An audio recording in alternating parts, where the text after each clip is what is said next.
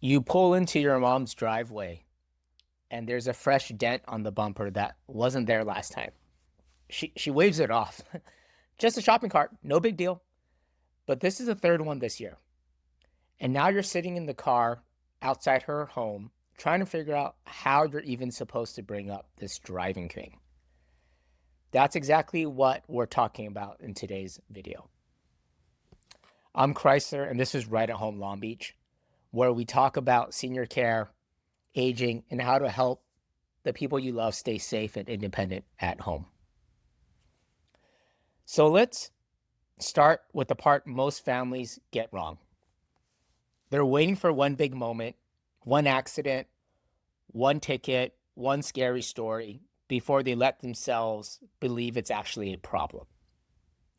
It almost never works that way. It's smaller than that. A new scrape on the mailbox, your dad taking the long way because he left turn onto Bellflower Boulevard. That left turn makes him nervous now. Your mom's neighbor mentioning kind of casually that she saw her drift slightly into the next lane last week. Here's a number that puts this all in perspective. The CDC reports that every single day in this country, 25 older adults are killed and more than 740 are injured in crashes. And drivers over 70 have a higher death rate per crash than drivers in their 40s and 50s. That's not because older drivers are reckless.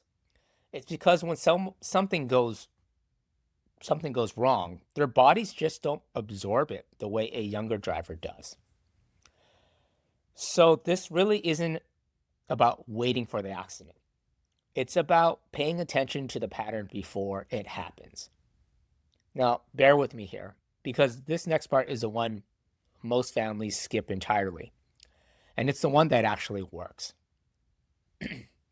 Here's what most families don't realize. How you bring this up matters almost as much as when. If you wait until right after a scare, a fender bender, a near miss, you're having this conversation while everyone's frightened and defensive. Nobody makes a good decision from that place. I've had families tell me, I told my dad he can't drive anymore, and it just blew up immediately from there. Because to him, that sentence wasn't about safety. It was about losing the last piece of control he had left. Actually, let me back up, because this is the part that matters most. For a lot of seniors, the car isn't just about transportation. It's about independence. It's church. It's going to see their friends. It's not having to ask anyone for anything. Losing all that is a real loss. They grieve over it, so you can't just override it. What works better? Bring in a neutral voice. A doctor saying, I'm a little concerned about your reaction time, carries different weight than a kid telling a parent what to do. Now, a lot of families assume the only way this gets resolved is if a doctor reports the parent to the DMV. That's actually a misconception. In California, you, a family member, can submit requests for driver reexamination directly to the DMV yourself. Now, it's not anonymous. You have to put your name on it. But the DMV keeps that confidential from your parent to the fullest extent the law allows. Doctors have their own separate reporting duty for specific conditions, like a seizure or a loss of consciousness. But you don't have to wait for a doctor to act if you're genuinely worried. And I want to make sure you catch this next part, because it's the piece families almost never plan for. Handing over the keys doesn't end a story. It starts a new one. How does your parent actually get anywhere now?